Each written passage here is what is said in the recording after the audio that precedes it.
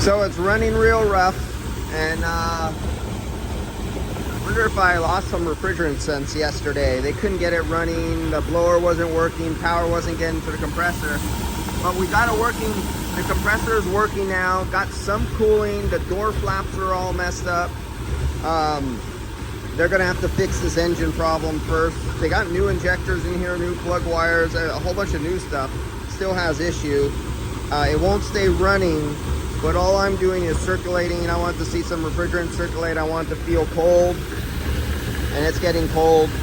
And I just wanted to prove it's working, and I'm gonna have to come back on this one, but I'm gonna do a more thorough leak check on it right now.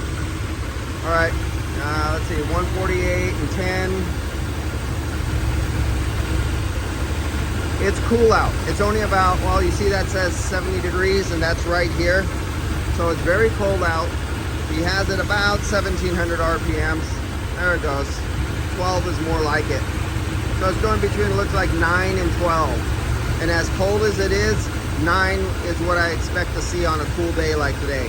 Only 100, and there's no electric. You see the electric fan's not even coming on because the thermal switch is not being kicked on to kick it, because the fan is moving enough air over the condenser with R12 in it. It's original R12. I just put in R12 yesterday.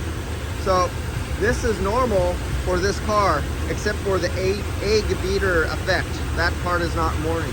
If you want your martini shaken but not stirred, this is where you put your martini. See you guys later.